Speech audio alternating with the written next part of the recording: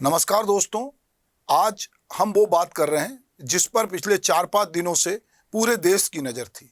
देश का एक ऐसा ऑपरेशन जहां एक बच्चा जो कि शारीरिक रूप से कमज़ोर है, जो दिव्यांग है, वो बच्चा अचानक से एक बोरवेल में गिर जाता है और उसके बाद जो कवायद शुरू होती 10 तारीख के बाद अभी तक और करीब 104 घंटे की मशक्क़त के बाद वो बच्चा और उसके फौलादी इरादे और उसके साथ साथ जो पूरे प्रशासन और ख़ास करके छत्तीसगढ़ के मुख्यमंत्री जिनके बारे में कहा जाता है कि भूपेश है तो भरोसा है, इसके चलते जांजगीर जिले के पिहरीद गांव में जो 105 घंटे की जो कवायद हुई और उसने काल को मात देकर एक 10 साल का राहुल साहू बोरवेल से बाहर निकाल लिया गया। इस मैराथन रेस्क्यू ऑपरेशन को जिला प्रशासन, एसडीआरएफ, एनडीआरएफ, सेना के जवानों ने बखूबी अंजाम दिया।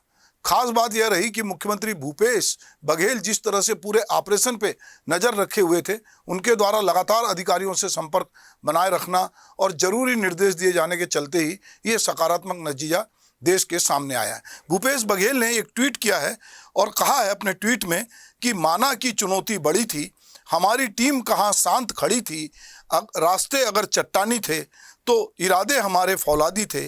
सभी की दुआओं और रेस्क्यू टीम के अथक प्रयासों से राहुल साहू को सकुशल बाहर निकाल लिया गया है। वह जल्द से जल्द पूर्ण रूप से स्वस्थ हों, ऐसी हमारी कामना है।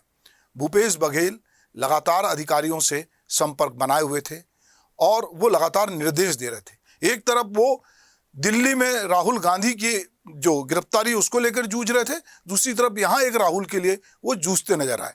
भूपेश बघेल राजनीति में जिस तरह जमीनी पकड़ रखते हैं और जिस तरह की जीवटता का परिचय देते हैं, उनकी प्रेरणा से पूरे प्रशासन ने राहुल को मौत के मुंह से बाहर निकालने की एकजुट होकर कोशिश की। इसी कोशिश का नतीजा हमको देखने मिला।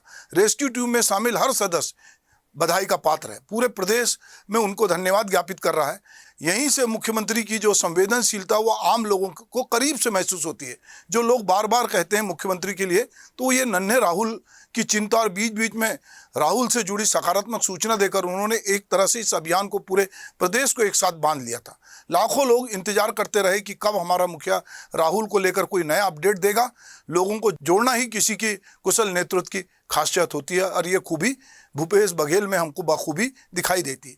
तभी तो आज कांग्रेस आला कमान के सबसे चहेते और भरोसेमंद नेता के रूप में वो नजर आते हैं। एक तरफ जहां मुख्यमंत्री भूपेश बघेल के निर्देशों पर पूरा प्रशासन तंत्र जांजगीर में राहुल को बचाने के लिए मैराथन संघर्ष कर रहा था, तो वहीं दूसरी ओर खुद भूपेश बघेल अपने आला नेता राहुल गांधी को ईडी से पूछताछ मामले में दिल्ली की सड़क पर संघर्ष कर रहे थे।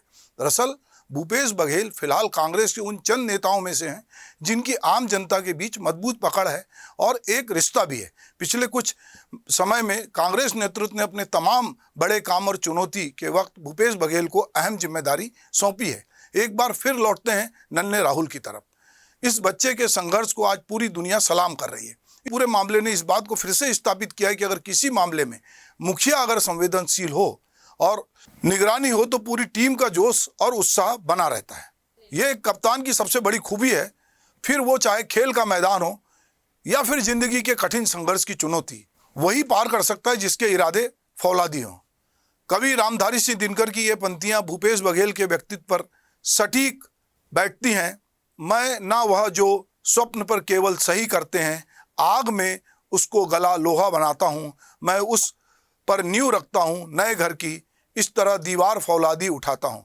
मुख्यमंत्री भूपेश बघेल के साथ हमने पिछले भेंट मुलाकात जो उनका बस्तर में था, उसमें मैंने खुद उनके साथ उत्तर बस्तर की यात्रा की और तब एक बात हमने देखी कि उनका जनता के साथ किस तरह की कनेक्टिविटी है। जिस आत्मीयता से वे लोगों से मिलते हैं, बात करते हैं, लोगों के बीच जाते हैं, जो हौसला दिखाते हैं और सीधे प्रश्न करते हैं और विभागीय समीक्षा के दौरान अफसरों से ज़मीन से जुड़े जो सवाल करते हैं और जब संतोषजनक जवाब नहीं मिलता तो मौके पर फटकार भी लगाते हैं।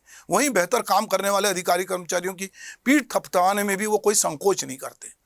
नक्सल प्रभावित इस इलाके में आम जनता के बीच सवाल जवाब करने का हौसला आज के दौर में कितने नेताओं के पास है, ये सब जानते हैं। तो दरअसल अगर हम इस पूरे मामले को देखते हैं, छत्तीसगढ़ की छोटी से छोटी घटना पर उनकी नज़र रहती है। जब वो गांव के दौरे में जाते हैं तो चूंकि वो खुद किसान हैं, तो वो किसानों के साथ इस आत्मीयता से मिलते हैं, उनकी तकलीफ को समझते हैं। उन्होंने राहुल साहू की दादी से बात की और उनको भरोसा दिलाया, फोन करके भरोसा दिलाया कि हम तुम्हारे बेटे को, नाती को सुरक्षित निकालेंगे। वो लगातार उनके माता पिता से बात करते रहे, सारे अधिकारियों से बात करते रहे। और एक तरफ वो दिल्ली में संघर्ष कर रहे थे, उनकी गिरफ्तारी हो रही थी, पर वो अपनी गिरफ्तारी के बीच भी कहीं ना कहीं इस बात को भरोसा दिला रहे थे लोगों को, और कलेक्टर, एसपी से और बाकी लोगों से सतत रूप से संपर्क बनाए हुए थे।